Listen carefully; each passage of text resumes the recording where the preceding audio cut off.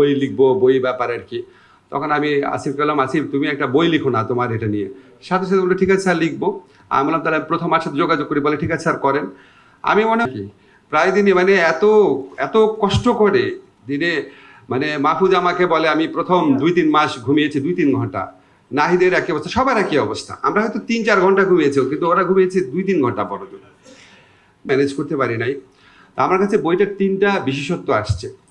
একটা হচ্ছে আসিফ তো কখনো আগে লিখে নাই, কিন্তু এই বইটা পড়লে মনে হবে কি মানে ভাষাটা এত স্বচ্ছন্দ। নিশ্চয়ই সাজ্জাদ ভাইয়েরও কিছুটা অবদান আছে, বাট আসিফ তো মনে করতে পেরেছে ঘটনাগুলা, মনে করে এতগুলা জিনিস এতগুলা চরিত্রকে মনে রাখা এবং ঘটনা মানে একটা ঘটনা বলার তো অনেক স্টাইল আছে। একটা হচ্ছে গল্পের মতো বলা, আর একটা হচ্ছে জাস্ট বর্ণনা দেওয়া। এই বইটার মধ্যে গল্প আছে, এটা ভালো লেগেছে।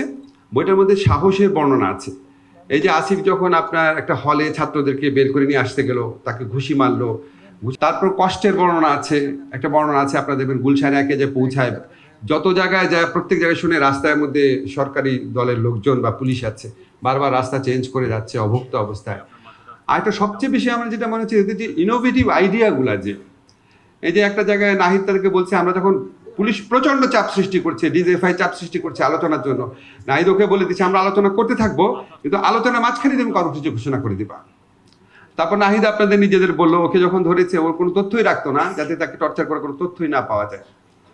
এরকম বহু বহু ইনোভেটিভ পরিকল্পনা, যেটা ওরা বলে কোটা সংস্কার আন্দোলন থেকে, নিরাপদ সড়ক আন্দোলন থেকে, রাস্তায় যুদ্ধ করে করে করে এরা শিখেছে। তো এখানে আপনার ওরা স্ট্র্যাটেজিক কারণে আক্তারকে পিছনে রেখেছে, এই জন্য আক্তারের গল্পটা আমরা কম জানি। আমাদের ক্যাম্পাসে ওই যে কতবার আমার সরাসরি ছাত্র, একটু ওর কথা বলি, কতবার যে সে মার খেয়েছে, ওকে দেখলেই আমার রাগ লাগতো যে তুমি তোমার সাহসটা একটু বন্ধ করো এবার, এরকম মনে হতো।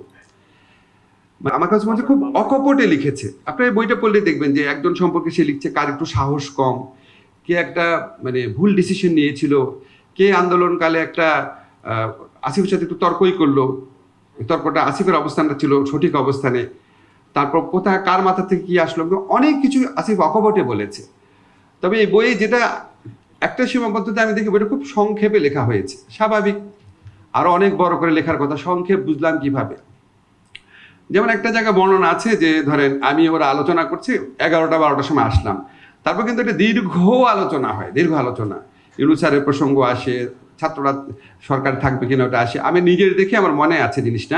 আমরা প্রায় 1 ঘন্টা গভীর রাতে, আমি আসিফ নাহিদ আমরা যে গিয়েছিলাম ওই দিন না, আরো আগে আরেকদিন ছিল, ঘেরাও করেছে যখন রাত্রেবেলা, আমি ছুটে গেলাম, যাওয়ার পর ওখানে আহত ছেলেদের সাথে কথা বলছিলাম, তখন একটা ছেলে একটা গল্প বললো, স্যারের সামনেও বললো ঘটনাটা।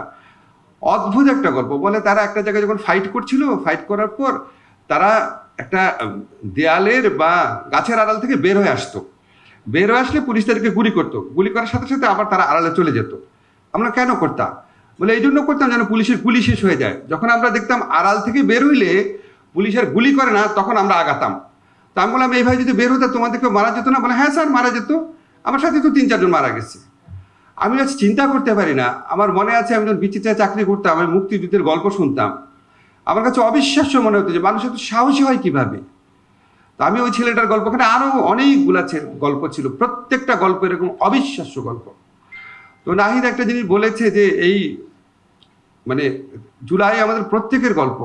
আমি আপনাদের কাছে প্রসঙ্গ করে আমি রিকোয়েস্ট করে রাখি, আমাদের যেই ছিল সেরও গল্প, এই গল্পগুলো আমাদের সবার জানা থাকুক। তো আমার কাছে যেটা মনে হয়েছে, নাহিদ বলছিল যে আমাদের প্রত্যেকেরই একটা করে গল্প আছে, প্রত্যেকেরই একটা গল্প আছে, অনেক ডিটেইল গল্প আছে। তা আমরা সবসময় নাহিদকে ভালোবাসি, আসিফকে ভালোবাসি, মাহফুজকে ভালোবাসি, রিফাতকে ভালোবাসি। আমি একটা জিনিস আমার সবসময় মনে হয় কি, এরকম নাহিদ, আসিফ, রিফাত আরো অনেক আছে। তাদের কেউ মরে গেছে, তাদের কেউ আহত হয়ে গেছে, তাদের কেউ কষ্ট নিয়ে বুকে কষ্ট নিয়ে বেঁচে আছে।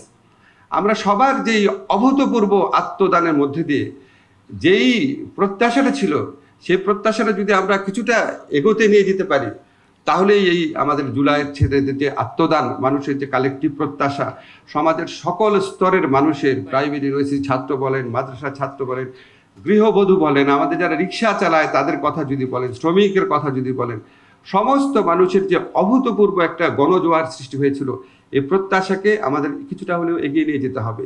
আমাদের এই রাষ্ট্র ব্যবস্থায় কিছু সংস্কার করতে হবে। এই বইটা পড়ে আমার কাছে মনে হচ্ছে মানুষের মনে এই প্রেরণাটা, এই তাগিদটা আরেকটু সৃষ্টি হবে। আর আমি 11টা 12টায় গেছি, আসলে হয়তো গেছি 12টা 1টায়, but these are very minor. কিন্তু আমাদের এখানে এখন যে মিথ্যার চর্চা শুরু হয়েছে, আনবিলিভেবল, যে যাকে পারে ইচ্ছা মতো মিথ্যা কথা বলতেছে।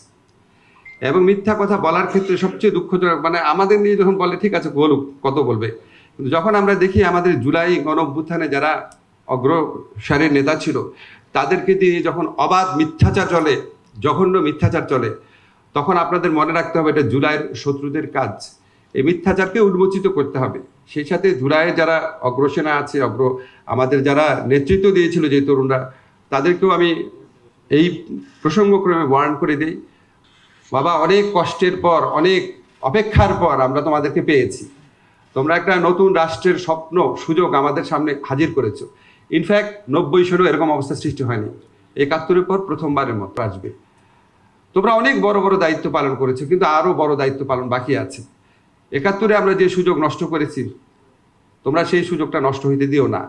তোমরা আমাদের জুলাইয়ের নেতা ছিলা, আরো অন্তত 5-10 বছর আমাদের নেতা থেকে আমাদের রাষ্ট্রকে একটা কাঙ্ক্ষিত গন্তব্যে পৌঁছে দিও, এটাই আমার প্রত্যাশা।